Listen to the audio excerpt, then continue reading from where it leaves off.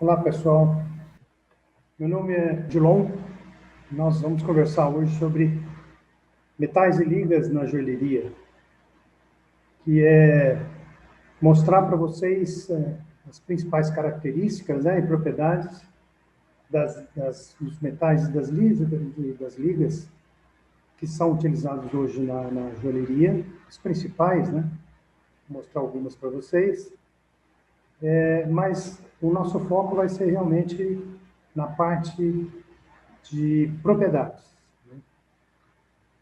Então, a minha apresentação ela vai se dividir em duas partes. A primeira delas, eu vou falar um pouquinho para vocês de ciências e engenharia dos materiais, que é um capítulo importante da metalurgia, onde você precisa conhecer alguns conceitos, né, importantes com relação aos metais. E depois, então, a gente pode falar diretamente conversando sobre os principais metais e ligas utilizados, né? Na parte final, vou mostrar a vocês novos desafios, né, que estão aparecendo, não só na utilização de novas ligas, né, de novos metais, vou mostrar alguns exemplos para vocês, mas também no processamento, que é o processamento, por exemplo, de impressão 3D, que no final eu vou mostrar um vídeo a vocês, ok? Muito bom. Para a gente começar a nossa conversa, realmente a gente precisa estabelecer alguns parâmetros importantes a nível de conhecimento na área metalúrgica, né? E a metalurgia, na verdade, é uma ciência que vai estudar, ela estuda, né, gerencia os metais, desde a sua produção, a extração no subsolo, até a sua adequação, através de processos de transformação, para a utilização da sociedade como um todo, né? Então, ela se preocupa realmente com a parte dos metais e também, evidentemente, está ligado com as reações químicas que intervêm nesses processos, não só na fabricação, mas também no processamento, né?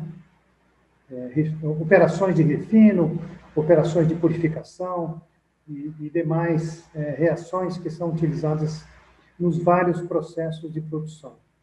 E com isso, então, define-se as propriedades, não é? Os metais acabam tendo as suas propriedades físicas, químicas e mecânicas, vamos chamar assim, definidas por esse processo. Na verdade, os materiais, eles vêm crescendo de conhecimento já há bastante tempo, né? Vocês podem perceber nesse quadro, por exemplo, o crescimento da importância, né, dos metais, por exemplo, desde a Segunda Grande Guerra, né? A utilização dos metais na indústria de transformação. Ao mesmo tempo, você percebe também, não só os metais, né, mas a gente tem os materiais poliméricos, por exemplo, os materiais compósitos, todos eles sofrendo, a partir dessa época, um crescimento e conhecimento de utilização bastante grande. A utilização desses materiais, ultimamente, tem ocorrido em escala que a gente chama de nanométrica, né? Por exemplo, quando nós estudamos os metais, uma das coisas muito importantes que nós precisamos conhecer, basicamente, as estruturas, né? As estruturas cristalinas onde esses metais, essas ligas, são compostas, são formadas. A nível disso, nós estamos falando aí de nano, numa escala nano, né? Que é, na verdade, o nano é 10 a menos 9 do metro, em termos de escala. E nós estamos aí a nível de, por exemplo, de nanopartículas, né? Através da utilização, por exemplo, de nanotubos de carbono, hoje em dia, que é uma tecnologia utilizada muito na indústria, em franco desenvolvimento hoje em dia, né? Mas nós estamos falando aí de partículas na escala de 10 nano, né? De 20 nanos, ou seja, nós estamos quase trabalhando aí a nível de átomo, né? Que hoje em dia já se pode até conhecer esses átomos, ok? Então, a ciência, na verdade, ela envolve a investigação de todas essas estruturas e propriedades, né, que os materiais têm. E a aplicação disso, vamos dizer, através de processos, né, você cria, então, o que a gente chama de engenharia de materiais. Então, a engenharia, na verdade, ela processa esses materiais com o conhecimento que a ciência dos materiais fornece. E, basicamente, nós estamos falando de estruturas, né? Estruturas em que o material é formado, e, inclusive, estruturas subatômicas, né? Que envolve aí o estudo de elétrons nos átomos, né? E as suas interações no núcleo. Então, na verdade, quando se estuda os materiais, e a propriedade do material é uma característica extremamente importante, nós estamos falando de propriedades, né?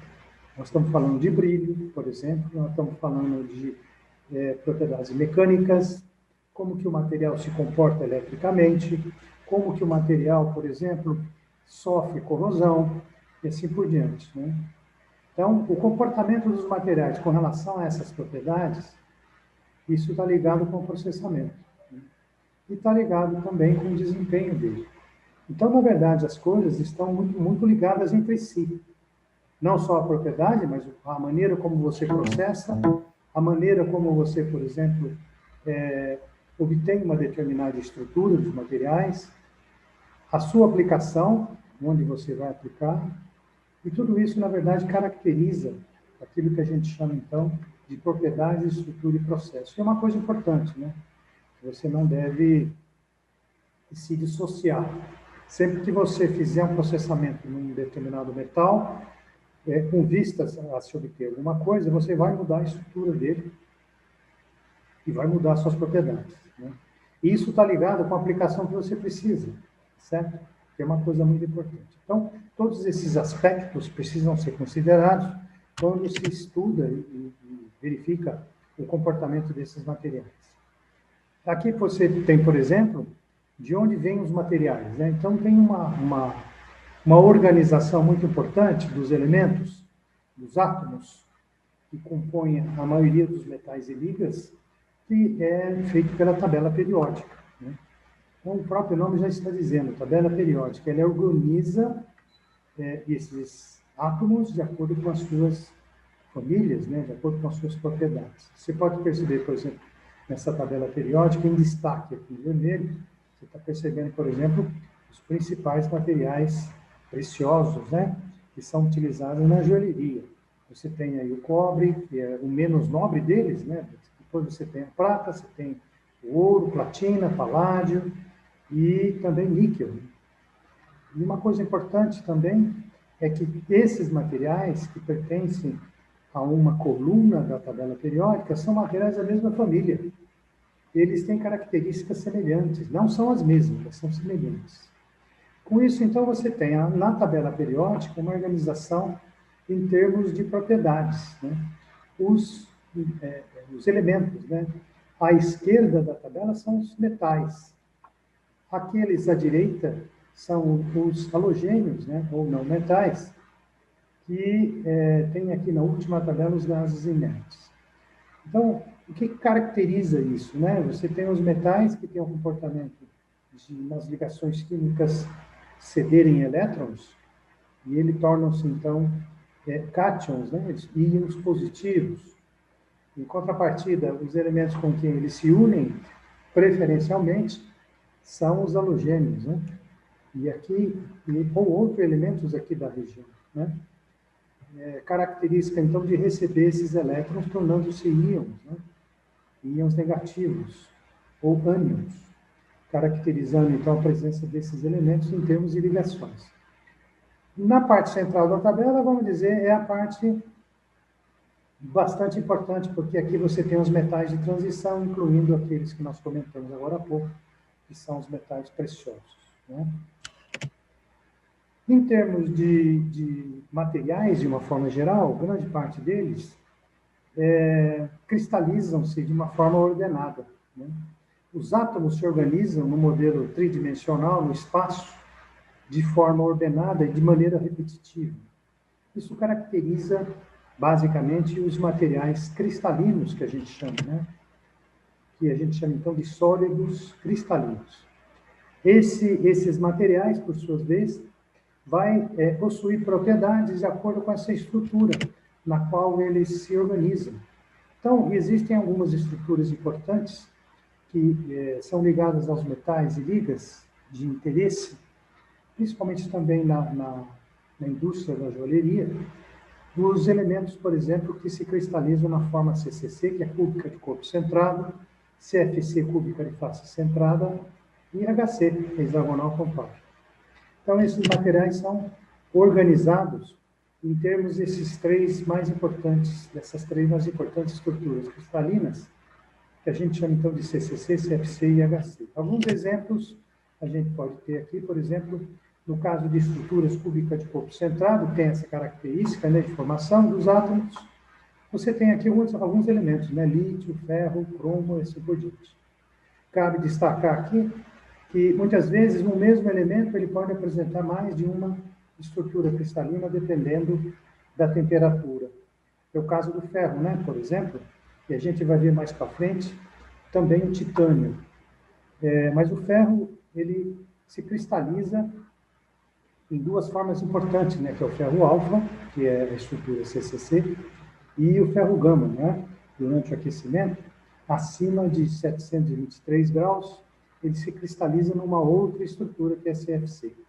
Caracteristicamente, essa estrutura CFC é muito ligada, principalmente com os elementos dos metais preciosos, né?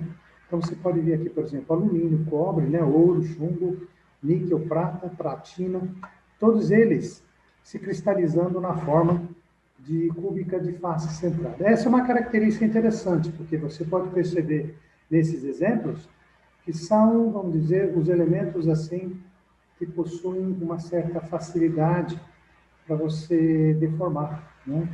Nos processos de conformação, você tem uma certa facilidade em se trabalhar com esses materiais. E um dos motivos que você consegue fazer isso é exatamente pela estrutura, que é a estrutura cúbica de face central. Depois você tem a outra estrutura também, que é a estrutura hexagonal compacta, né? E aí alguns exemplos desses materiais: berílio, cádmio, cobalto, titânio, né, que eu acabei de comentar, e mostrando ali o titânio alfa, porque existem outras estruturas que o titânio também se cristaliza, né? A gente chama esse fenômeno de alotropia, que é a característica de um mesmo elemento se apresentar em várias formas cristalinas, dependendo da temperatura. Okay? Mas, vamos dizer, em termos de processos, né, de conformação mecânica, laminação, por exemplo, dobramento, estampagem, vai depender da estrutura cristalina.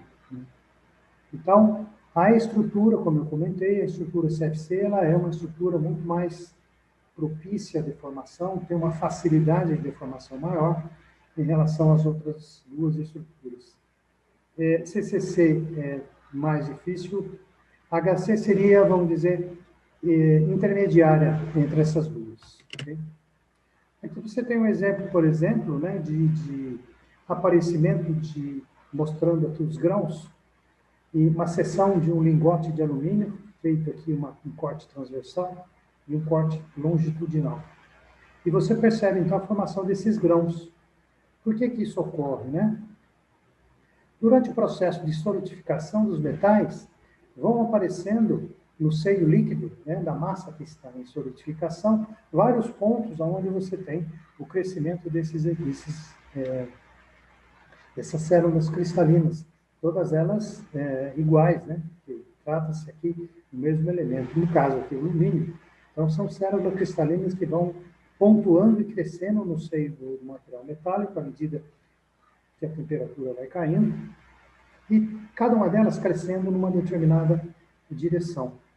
No processo final de solidificação, você então tem esse quadro, né, onde você percebe os vários grãos correspondentes aí a direções diferentes, né, da mesma estrutura. E essa formação a gente chama então de grãos, né? Grãos dos metais que foram solidificados. Na seção longitudinal você percebe exatamente esses grãos, e essa forma alongada aqui que eles aparecem é devido à condição de resfriamento, né? Eles cristalizam dessa forma. Muito bom. Então, dei assim um panorama rápido para vocês do que é a metalurgia, e as estruturas cristalinas principais, né, sendo elas que você vai eventualmente processar esses materiais. A partir de agora, a gente começa a ver um pouquinho mais em detalhes os metais e as ligas, né, que são utilizadas na fabricação da joalheria. Por exemplo, você tem como início um dos metais mais utilizados, né, que é o ouro. É interessante que sempre que você for trabalhar com um determinado metal na joalheria, que você conheça, né, de antemão, as suas propriedades físicas, né? Então, aqui você tem, por exemplo, o ouro com número atômico 79, né, massa atômica 197. Ele tem aí um isótopo com meia-vida de 183 dias, não é muito comum. A gente utiliza mais o normal, né? A estrutura cristalina dele é CFC, com algumas informações adicionais. E raio atômico, né? O ponto de fusão dele é muito importante, que você conheça, 1064, porque você vai trabalhar com, normalmente, processos que envolvem fusão, né? Fusão e aquecimento. É importante que se conheça essas características também. A densidade dele é a 20 graus, 19,32 gramas por centímetro cúbico. Alguns dados de resistividade elétrica e resistência mecânica, 127 MPa, né, que é megapascal, que é a unidade de medição de resistência, né? Esse valor é um valor relativamente baixo, né, 127. Daí a razão de você ter uma facilidade bastante grande de se trabalhar com ouro. Isso dá a ele uma alta maleabilidade, né, por causa da estrutura cristalina CFC. Então, você pode deformar mecanicamente, né, produzindo aí arames, fios, né, folhas até, dependendo de como você está trabalhando o material. Mas, enfim, são propriedades onde você consegue processar o metal de uma forma mais fácil. Ele tem uma vantagem muito boa, porque ele é altamente resistente à corrosão, né? Ele não se oxida muito facilmente, resiste bem a ácidos, de uma forma geral, e aparece realmente na crosta, né? No processamento, você vê como ele aparece de uma forma pura, né? Exatamente por causa disso. Uma característica muito boa dele, de boa condução de eletricidade e uma razoável resistência à corrosão, né? E ele tem uma vantagem também, o fato de você ter uma estrutura CFC, uma outra vantagem dela é que ele forma ligas, né? O que significa liga na metalurgia? Quando você faz a mistura, né, de um metal com o outro, buscando uma determinada propriedade específica, você forma aquilo que nós dizemos de liga, né? Então, o ouro ele tem uma vantagem também. Ele pode formar liga com outros elementos, por exemplo, o zinco, o chumbo, né, o próprio cobre. Eles agem como agentes coletores de ouro na formação dessas ligas, né? Ele tem uma afinidade muito boa também com o zinco e o chumbo, né? Reage formando amálgamas com base de mercúrio e forma ligas com os mesmos elementos do seu grupo, que seria o grupo dele da tabela periódica, né, que eu mostrei para você, que seria o cobre e também a prata, né? Aqui mostra para você, por exemplo, continuando com as propriedades metalúrgicas, a formação de soluções sólidas, né? Por que isso acontece? Você percebe, por exemplo, uma grandeza que é importante, que é o raio atômico, né? E a relação entre raios atômicos dos vários elementos. Então, você pega, por exemplo, o ouro, aqui o raio atômico dele, a prata, o cobre, níquel, o paládio e a platina, que é a relação dele com os seus vizinhos, né, na tabela periódica.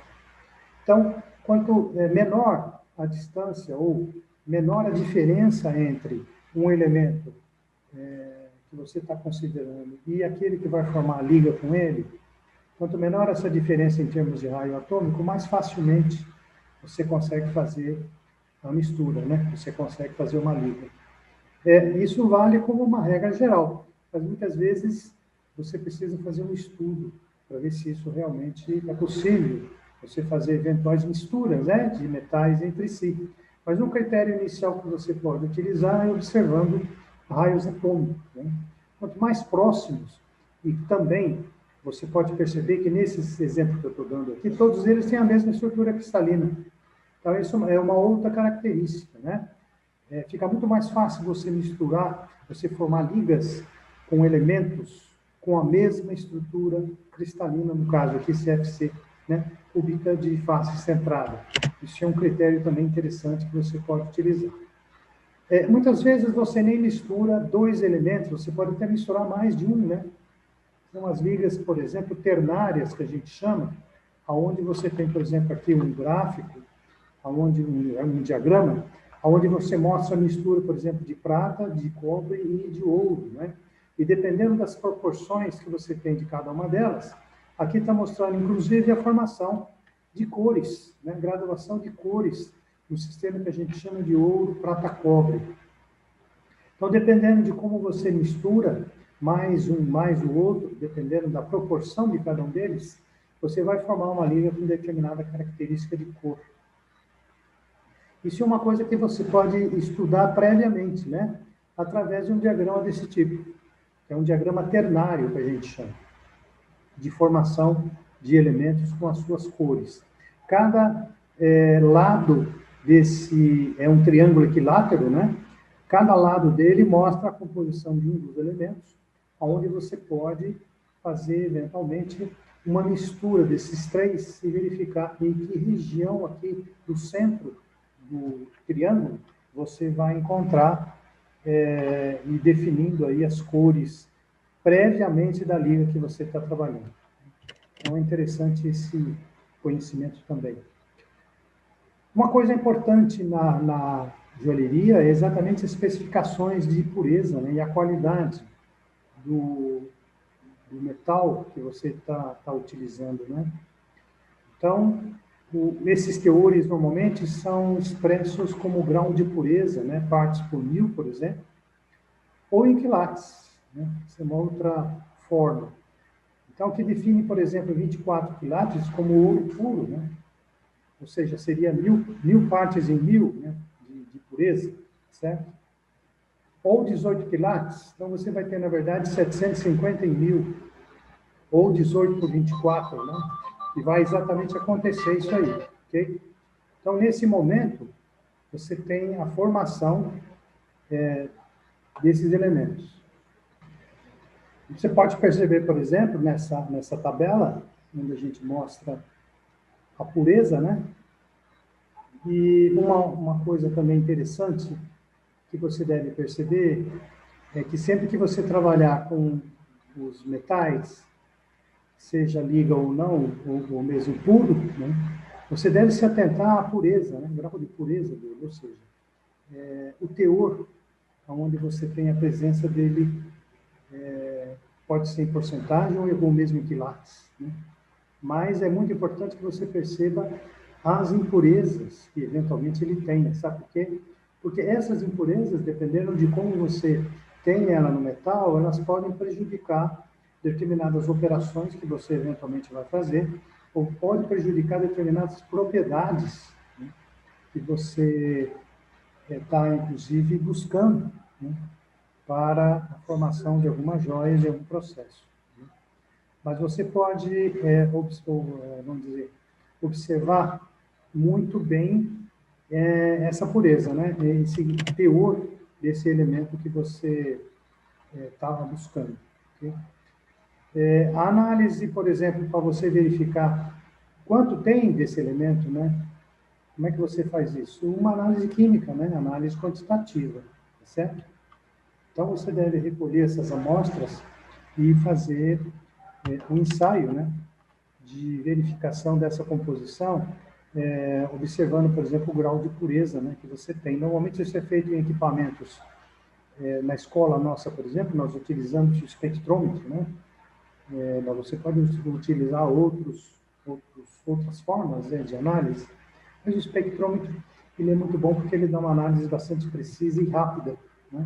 Então, você pode usar, que é um sistema por espectrografia, né? Você pode usar, por exemplo, fluorescência de raio-x, você pode usar absorção atômica e assim por diante. mas sempre utilizando uma determinada técnica para você conseguir identificar a pureza desses materiais. Em termos de aplicação na joalheria, a parte mais importante que se refere ao ouro é o seu teor de pureza, né? E grande parte dos países, você tem leis específicas, né, que dispõem sobre os termos nas designação da pureza.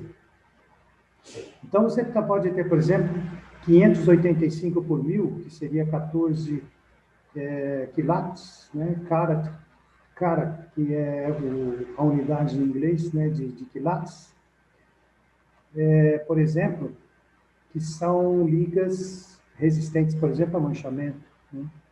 Você pode ter uma joalheria de melhor qualidade, aí você trabalha com ouro mais puro, que é o ouro 18, né, que é o 750 por mil. Ele tem uma resistência melhor, né, em termos de cor e de resistência mecânica. Aqui tem um exemplo interessante, né? Na Alemanha, por exemplo, é comum trabalhar com ouro de grau de pureza de 8 quilates. Nos Estados Unidos, por exemplo, de 10 quilates, né? O 8 quilates seria 333 partes por mil, que seria o equivalente, né? E nos Estados Unidos, 417 por mil.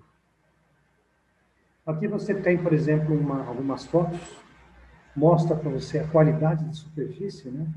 Aqui é o desprendimento, em termos de marcas, né? Causado, eventualmente, por algum impacto que você deu no produto, ou excesso de deformação. Isso é uma outra coisa importante. Mesmo que o ouro tenha uma capacidade muito boa de deformação, existe um limite para isso, porque à medida que você faz a deformação, você causa um outro efeito que é encruamento, que é o endurecimento da liga, né? O material sobe de resistência mecânica e diminui muito o alongamento. E se você continua fazendo pressão sobre essa deformação, sobre o metal, você pode ter eventualmente algum descascamento, né? Esse descascamento é causado por excesso de deformação.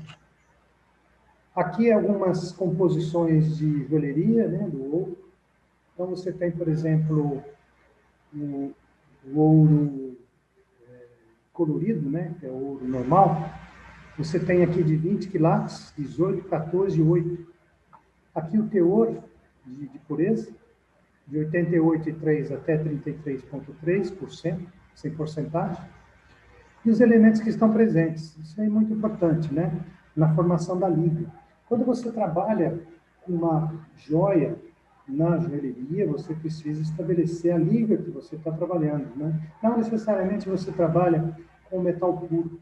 Por quê? Porque no momento que você forma a liga, você obtém outras características importantes, né? Que eventualmente você queira ter, não só, por exemplo, resistência à corrosão ou mesmo brilho, mas também resistência mecânica, né? Que você precisa nas presilhas, por exemplo, quando você processa uma joia, essa presilha tem que ter uma determinada característica mecânica para sustentar, né, o trabalho dela como presilha, como resistência mecânica na fixação, por exemplo, de uma joia ou de algum outro sistema que você utilize. Então, a presença desses outros elementos são importantes, né, para você utilizar. Aqui você tem as mesmas propriedades e aplicações para os vários tipos de liga, né? Um quadro aqui geral. Então, você tem aqui desde anéis, você tem, por exemplo, a parte de processos mecânicos, né, que você pode fazer, estiramento, por exemplo, prensagem, os vários tipos de liga, né, com a sua respectiva pureza. Então, você tem aqui do lado esquerdo as ligas, por exemplo, de 18 quilates, né, de 14 quilates, de 8 e assim por diante. Isso, as ligas com características de cor do próprio ouro, né? Depois você tem as ligas de ouro branco, né, que a gente chama. Você utiliza o mesmo ouro de 18 e 14 quilates, mas você adiciona outros elementos, por exemplo, níquel, você pode adicionar o paládio, você pode adicionar outros elementos que vão te dar essa coloração, que a gente chama aqui de ouro branco. E, evidentemente, uma outra característica de comportamento, de propriedades. E também com relação ao processo, vamos dizer, de deformação mais utilizado, assim como os produtos, né? Você tem aqui, por exemplo, pulseiras, anéis, etc., né? e os vários tipos onde você pode aplicar, sendo que nesta coluna aqui você tem os valores de dureza, né? Ou seja, à medida que você adiciona esses elementos adicionais, formando a liga, você está endurecendo, né, a liga onde você está fazendo a sua mistura, né, a sua aplicação. E, dependendo dessa mistura, você vai ver qual é o melhor processo de conformação que você pode utilizar no processo de fabricação, né, das joias. Quando você faz essas misturas, buscando uma determinada propriedade, você precisa ter conhecimento de como a liga vai se comportar, né? Quais os teores que ela vai ter e assim por diante. E aí a gente abre um campo aqui da metalurgia, que é o estudo do diagrama de fase. Aqui você vê, por exemplo, um diagrama onde você tem uma mistura de cobre com prata, sendo que o cobre no lado esquerdo seria 100% do cobre e do lado direito 100% de prata. E aqui, na parte central, você tem uma variação de composição de prata, onde você pode fazer a mistura. E para cada tipo dessa composição, você tem uma característica diferente da liga. Você vai ter um ponto de fusão diferente, você vai ter uma formação de estrutura diferente, e assim por diante. Então, muitas vezes é importante que você conheça quando você mistura esses elementos. Quer ver? Vou te dar um exemplo.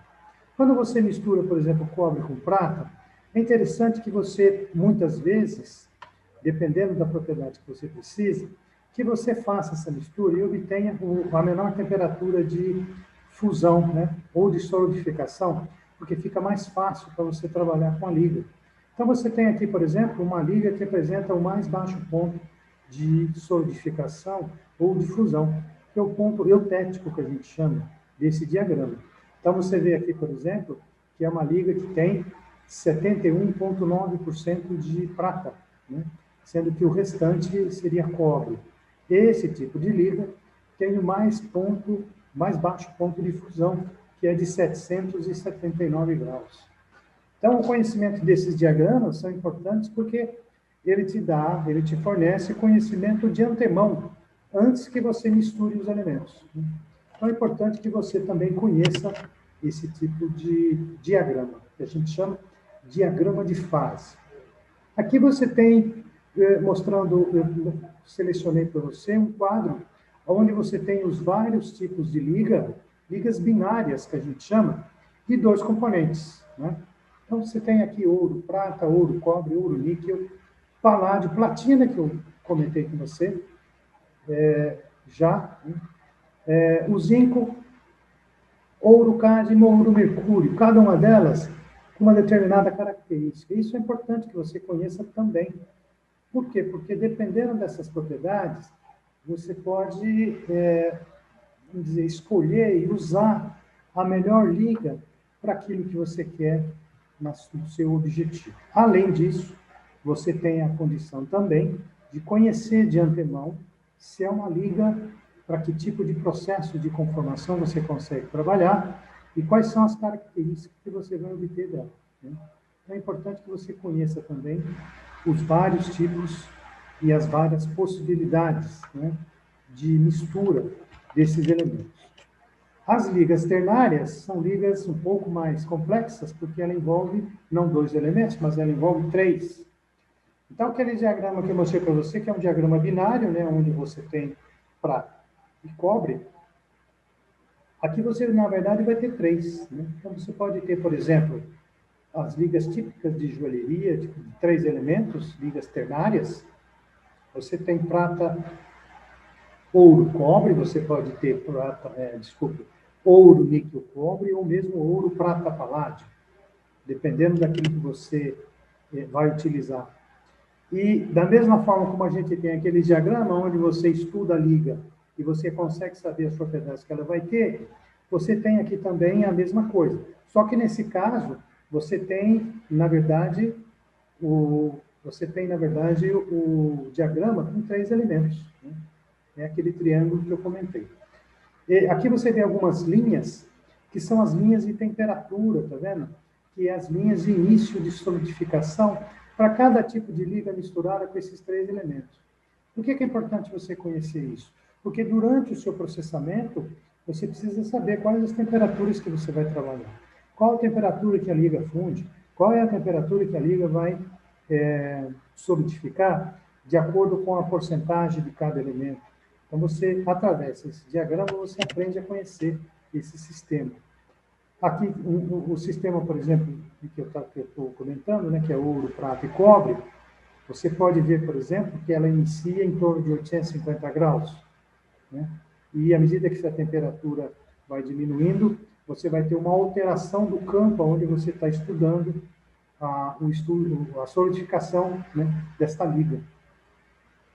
E depois disso, você pode ter, por exemplo, após a solidificação, as fases que vão aparecendo, né? Quais são os componentes que aparecem na estrutura, de acordo com a mistura que você fez, né? A quantidade de cada elemento que você fez a mistura. Então, é muito importante que você também domine e conheça esse procedimento, né? E à medida que você faz também a mistura desses elementos, você tem um comportamento muito importante, que é a formação de solução sólida, né? O que é uma solução sólida? É quando você realmente mistura os elementos, né? Então, esses elementos vão formar o que a gente chama de solução sólida. Essa solução sólida, ela se comporta muito semelhantemente quando você tem, por exemplo, água e você mistura sal ou você mistura açúcar. E você vai observando, por exemplo, que à medida que você vai colocando esses elementos, a água vai dissolvendo, só que vai chegar uma hora que você não consegue dissolver mais. E aí precipita uma certa quantidade no fundo, não é isso? Então, vamos formar, na verdade, o que a gente chama de fases, né? Você vai ter uma fase líquida e uma fase sólida que é precipitada ao fundo. E quando que forma essa fase que precipita no fundo? Depende da concentração de cada elemento. Então, quando você mistura as ligas, acontece exatamente a mesma coisa. Você vai ter uma determinada quantidade, um determinado teor, uma determinada porcentagem de cada elemento, quando você mistura, que vai, então, fornecer o comportamento da estrutura quando ela estiver solidificada, né? E muitas vezes você tem a precipitação, né, dessa fase, como ocorreu, que eu comentei, quando precipita, por exemplo, um pouquinho de sal ou um pouquinho de açúcar no fundo, você vai ter a mesma coisa com a precipitação desses elementos na estrutura da liga. Isso a gente chama de endurecimento, né? Provoca o que a gente chama de endurecimento por envelhecimento, em temperaturas mais baixas. E a consequência desse processo é o endurecimento, é o aumento da resistência mecânica. E isso é interessante que você conheça, dependendo da liga que você trabalha, porque você pode, ao longo do processamento da liga, você pode trabalhar com ela numa condição de solução única, né? Quando você faz o que a gente chama de recozimento, né? Você, então, solubiliza todos os elementos numa coisa só e faz o tratamento, faz o processamento. Depois você pode aquecer essa liga numa temperatura mais baixa, que vai ocorrer a precipitação desses elementos, formando dessas fases, né? Formando, então, uma característica na estrutura da liga de endurecer. E aí, então, você consegue a resistência mecânica que você precisa depois que você fez o processamento, né? Então, esse método é muito útil, por exemplo, na joalheria, na fabricação de peças de fixação, né, de fixadores, onde você vai prender, por exemplo, uma joia quando você está processando. Só que você processa esses fixadores numa condição mais dúctil, né, uma condição de trabalho mais fácil, e depois, então, através do tratamento térmico, você provoca o endurecimento por envelhecimento do material, aumenta a resistência, né? Então, é um processo que você pode utilizar que fica mais fácil, né? O sistema, por exemplo, de ouro, níquel, cobre é outro exemplo, né? Conforme eu comentei com você, onde você observa, por exemplo, essas linhas de temperatura, que é o início de solidificação de cada uma das ligas nos campos que você mistura, né, os elementos. Então, você pode perceber, por exemplo, as temperaturas, por exemplo, que envolvem o níquel, por exemplo, você tem temperaturas mais altas aqui de solidificação. À medida que você vai para o lado do ouro e para o lado do cobre, você vai diminuindo as temperaturas, tá vendo? Então, dependendo da liga ternária que você está trabalhando e está montando, dependendo dos teores de cada um deles, você pode cair numa região aqui que você, de antemão, vai saber exatamente qual é o comportamento que a liga vai ter, por exemplo, nos processos de solidificação, certo? Então, é importante que você também domine esse conhecimento. Aqui é a mesma coisa, e é também uma liga ternária, só que é de ouro, prata e paládio, o mesmo sistema, né? Uma coisa importante também, para cada uma delas, conforme eu te falei, algumas ligas são susceptíveis ao processo de endurecimento por envelhecimento, outras não. Então, é muito importante também que cada liga que você trabalhe, você conheça esse processo, se você pode utilizar ou não. Okay? Muito bom. Avançando um pouco mais, a prata, né? Tradicional elemento, né? Tradicional elemento químico que você tem no trabalho na joalheria. A semelhança da prata com ouro é o que a gente chama da forma nativa. Por exemplo, o ouro, quando ele é encontrado na forma de ouro mesmo, que é o que a gente mais utiliza, né, como pepita, etc., a gente diz que é uma forma nativa. Isso porque eu comentei com você que ele tem uma resistência à corrosão bastante grande. Ele tem uma resistência de combinar com outros elementos mais difícil, naturalmente. Então, ele ocorre de forma mais pura, né? A prata, por exemplo, já data de datas antigas, né? Cerca de 4.200 anos antes de Cristo já se conhecia bem a prata, né? Depois, elas surgiram na região do Mediterrâneo, né? E no segundo milênio antes de Cristo, já os fenícios obtiveram quantidades significativas, né, na Península Ibérica, quando eles dominaram aquela região. Ela é da mesma família da platina e do ouro, é um metal nobre, né, assim como é o ouro, e são muito conhecidos também a prata, né, o ouro e o cobre, como os metais na cunhagem de moedas. Número atômico, aqui aqueles dados que eu comentei com você, que é importante também que você conheça, né?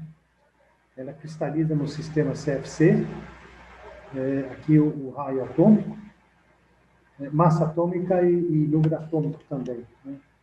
A forma como você pode obter. Ela tem uma excelente condutividade elétrica e térmica, e dentre os metais, é aquela que tem a menor resistência de contato elétrico, né? Ela é muito usada nesse processo também. Você tem uma resistência da prata ao ozônio não muito forte, ela escurece, né, devido a essa oxidação, já é um fenômeno bastante conhecido, né? Aquele revestimento mais escuro, muitas vezes que você percebe, é sulfeto de hidrogênio, né, que pode estar presente na atmosfera e gera, então, aquele revestimento mais escuro que a prata possui. Ou mesmo por oxidação. Esse é um problema de aplicação da prata, né? Porque ela acaba tornando o metal, ele fica mais escurecido, né? Mas ela tem uma propriedade extremamente importante, que é chamada de oligodinâmica, ou bactericida.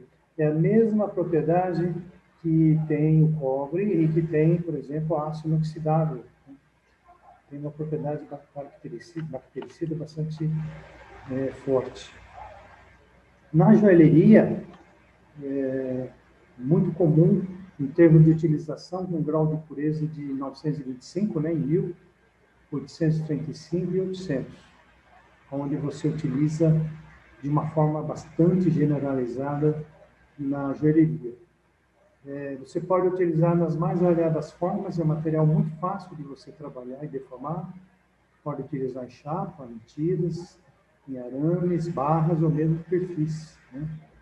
E a qualidade tem melhorado muito, né, em termos de homogeneidade, de contração e outras propriedades relativas aí ao aspecto. Mas uma coisa que tem que se tomar bastante cuidado, e aí muitas vezes não tem outra forma de você resolver, que é o polimento, né? Mas são as manchas, é resultado da formação do sulfeto de prata, né? Conforme eu comentei agora há pouco. Eventualmente você pode melhorar um pouco essa resistência, né? A esse tipo de... que não deixa de ser uma corrosão, né?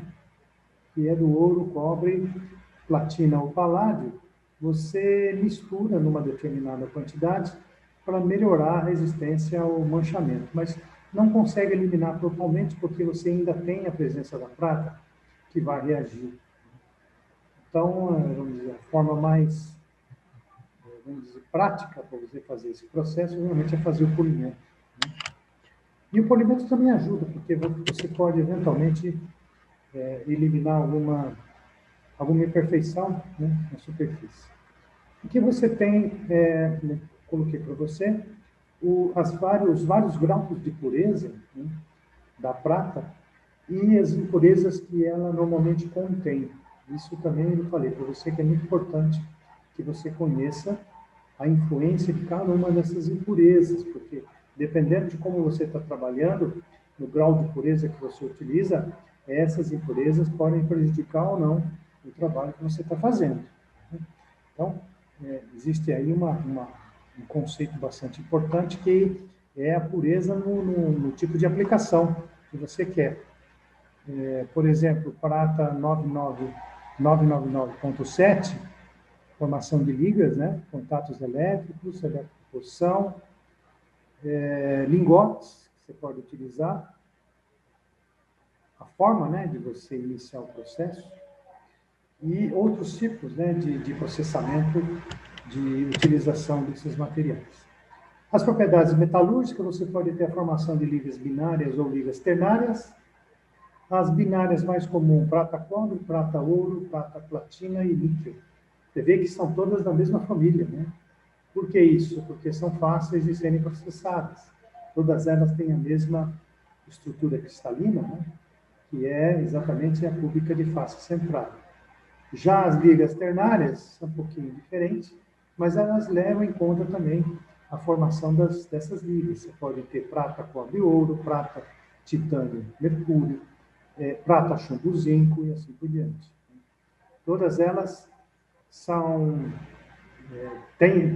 são ligas conhecidas, né? Isso é uma outra coisa importante. Quando você estiver trabalhando com determinadas ligas, se você vai usar algumas ligas que já são conhecidas, né? Procure na literatura as propriedades e como processar essas ligas, né? Que muitas delas já têm conhecimento na literatura.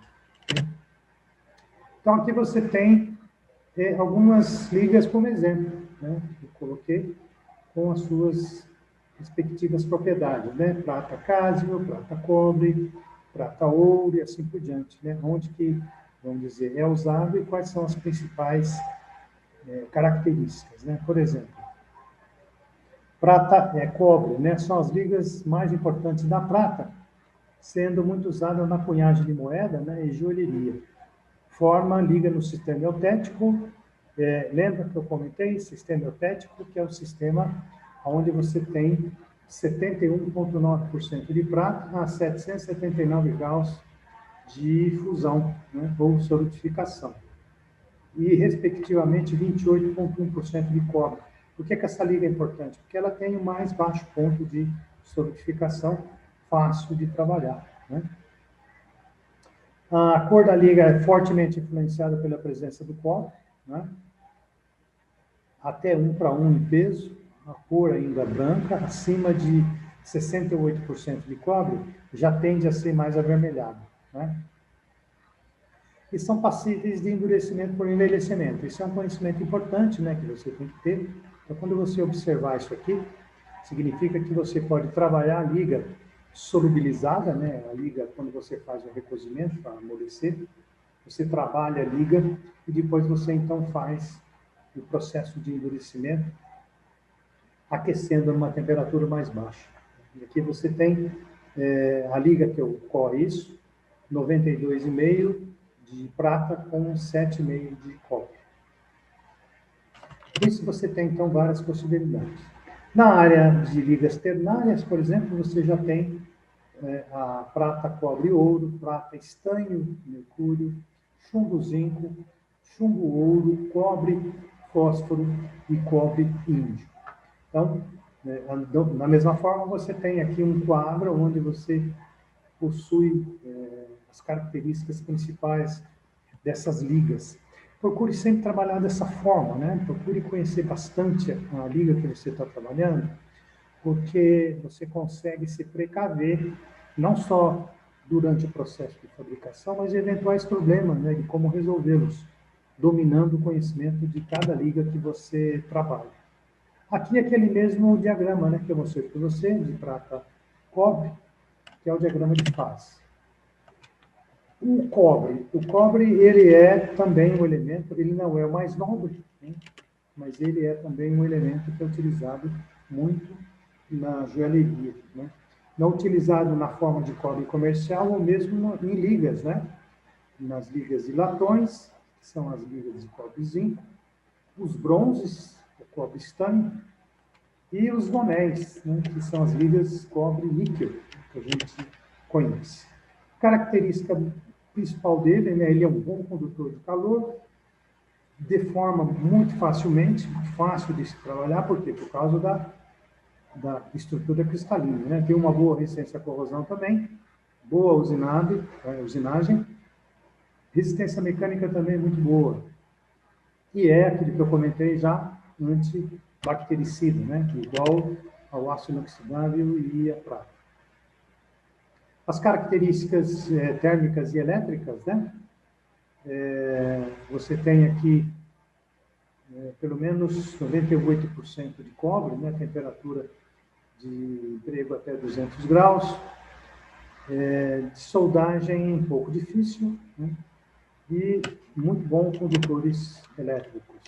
Os latões são as ligas cobre e zinco, onde você pode ter variação de zinco em torno de 5% a 50%, mas tem um teor de até, por exemplo, 37% a 40% de zinco. Você tem o que a gente chama de latão alfa, que é muito fácil de trabalhar, que é a presença de cobre com zinco, né?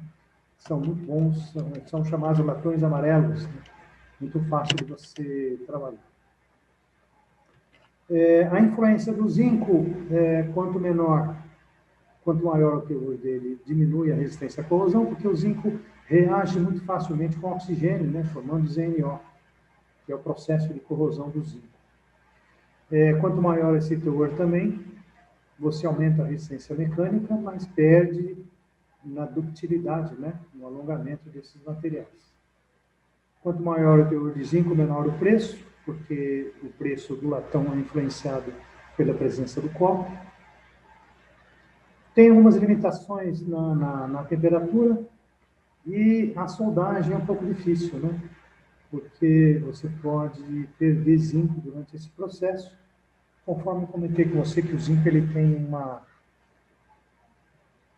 facilidade de combinar com o oxigênio muito forte. Então, aqui você tem, por exemplo, algumas ligas de bronze, que é o cobre estanho, né?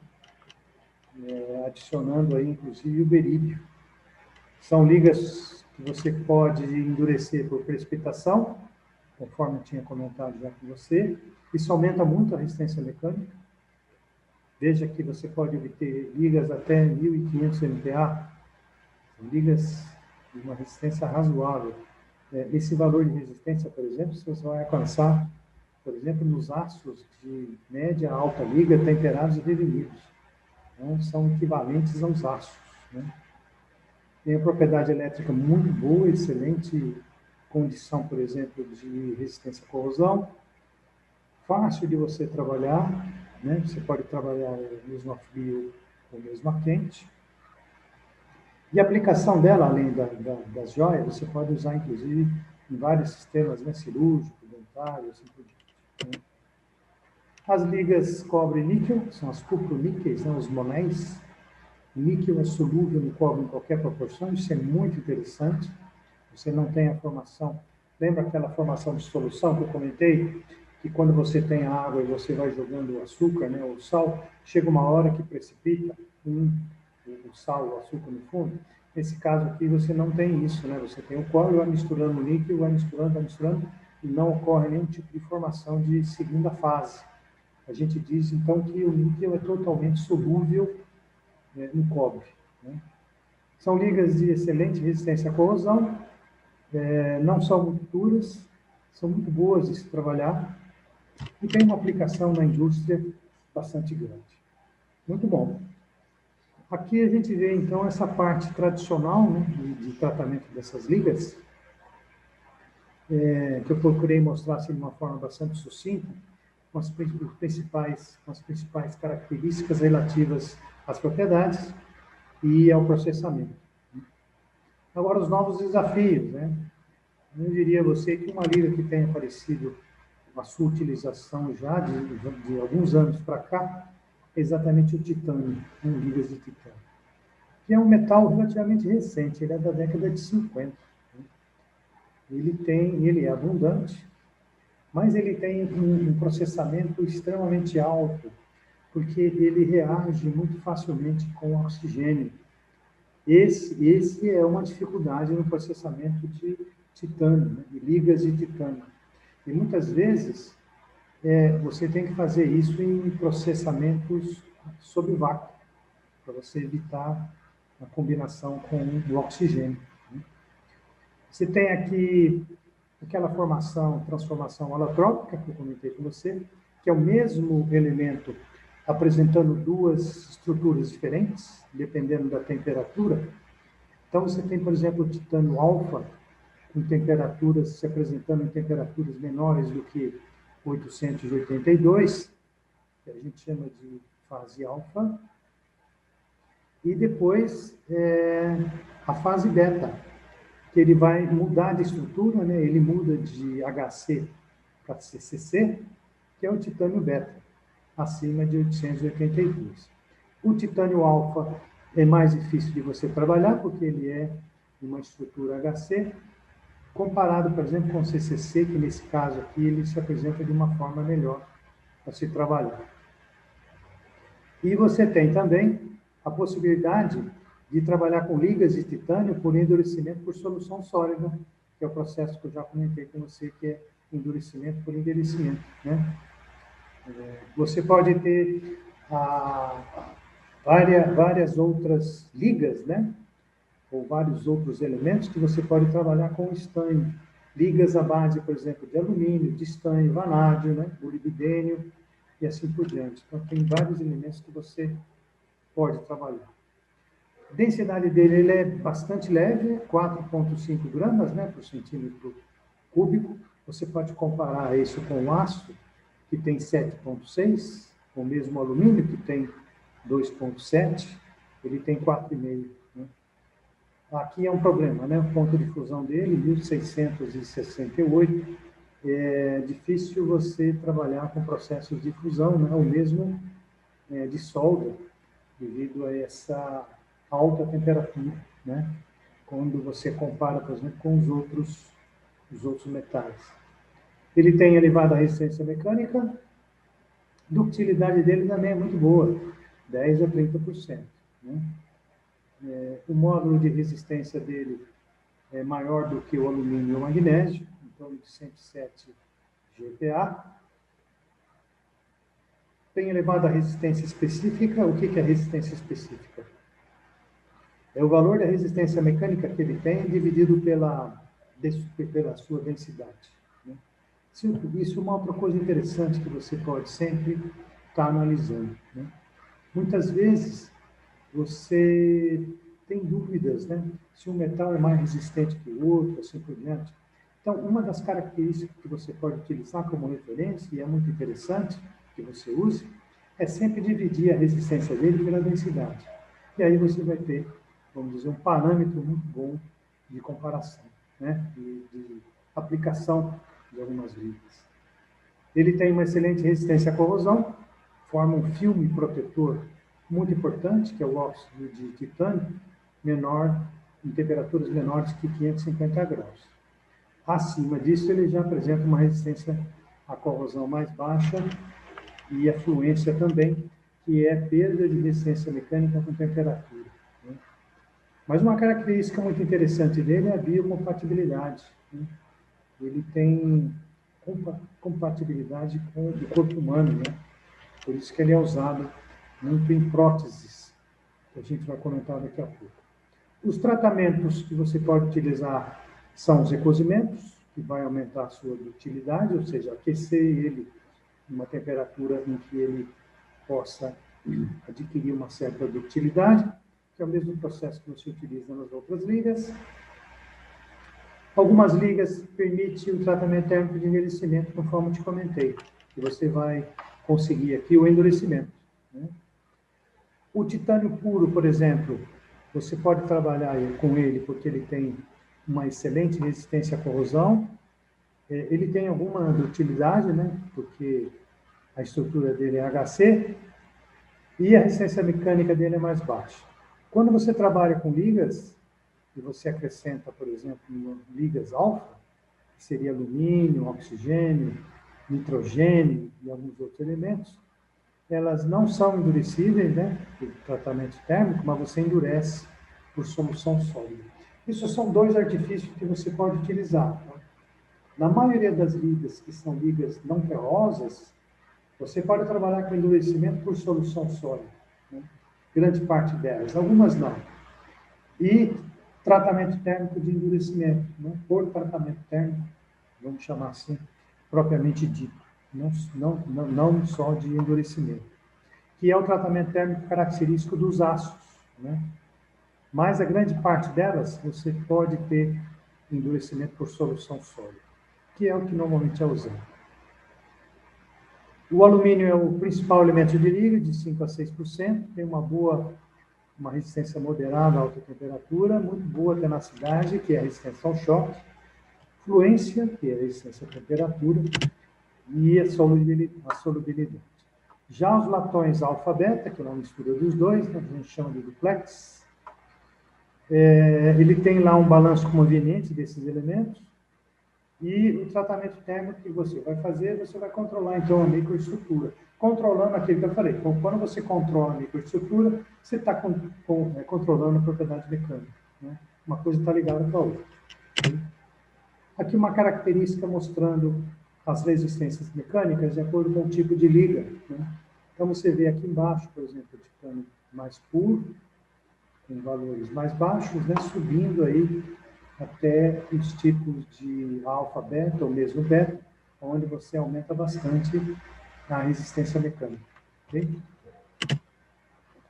E um quadro onde eu destaquei para você a liga mais usada em termos de implantes, né? Inclusive num processo novo de processamento, que eu vou te mostrar, que é essa liga aqui, titânio 6, alumínio 4V, que é titânio 6, alumínio 4 de vanádio. É uma liga alfa-beta de titânio muito utilizada nos implantes, né? Que é uma liga também que pode ser muito bem utilizada na joalheria, né? Pela própria características que ela tem, semelhantes aí aos implantes. No caso, por exemplo, de platino, eu queria comentar também com você, que são os novos desafios, embora eu tenha mostrado já várias ligas de platina para você, né, naqueles quadros, trabalhando lá com o ouro e o prata, mas você tem agora a platina numa condição interessante. Os pesquisadores, através de um processo de simulação, com utilização de um software específico, eles fizeram um estudo de mistura da platina com vários outros elementos e descobriram 28 novas possibilidades de ligas com platina, né? Muito interessante. Misturando, por exemplo, com rutênio, ródio, paládio, ósmio, irídio e a própria platina, né? Então, esses resultados indicaram a possibilidade de sintetização de 28 compostos até agora, que eram desconhecidos, além de várias configurações possíveis para novas ligas que podem ser obtidos experimentalmente em nanoescala, utilizando a nanotecnologia, aquele processamento que eu comentei lá no início do slide com você.